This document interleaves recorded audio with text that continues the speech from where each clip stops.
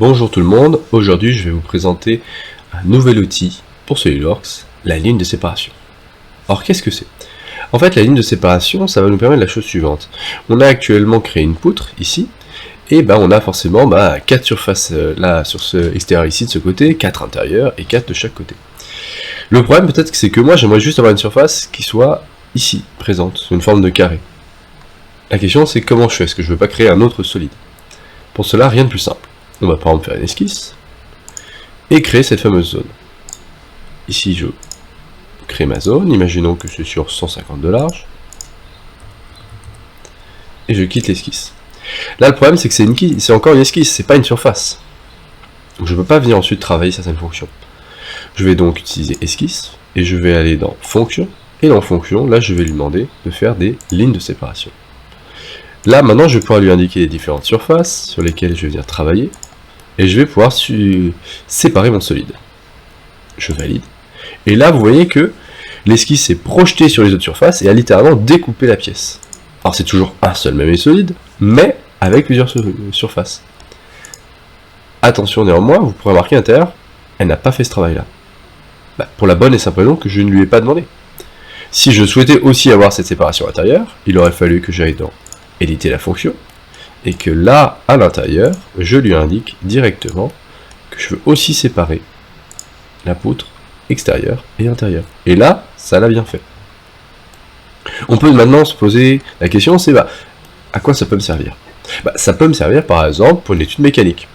Je souhaite par exemple étudier une poutre en flexion, je souhaite l'encastrer sur la partie gauche, et ensuite mettre une force également répartie, et je veux simplement qu'elle soit encastrée, mais pas juste sur ce bout-là, je veux qu'elle soit encastrée sur tout ce support-là. Maintenant que j'ai une surface, je vais pouvoir lui indiquer. Je vais aller dans Simulation, Nouvelle étude, je vais faire une étude statique. Je vais pouvoir d'abord appliquer un matériau. On va rester sur du nylon, j'applique le matériau. Alors un bon tip pour savoir si vous avez bien appliqué le matériau, par exemple, c'est si vous prenez par exemple, je vais prendre le PBTP, vous l'appliquez. Alors là, forcément, de temps en temps, il manque un peu d'informations, il faut faire attention. C'est la couleur qui change, ok. C'est un petit tip en plus, mais on va laisser le nylon pour l'instant. Ensuite, je vais tout simplement bloquer ma pièce. Géométrie fixe, et là, vous pouvez voir que c'est bon.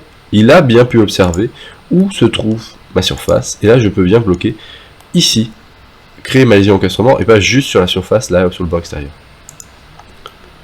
Et enfin, je vais pouvoir mettre ma force. On va pouvoir l'appliquer ici. Disons qu'on met 1000 kg. Oh, un peu trop, une tonne. Restons sur 100 kg. On va mettre 100 kg.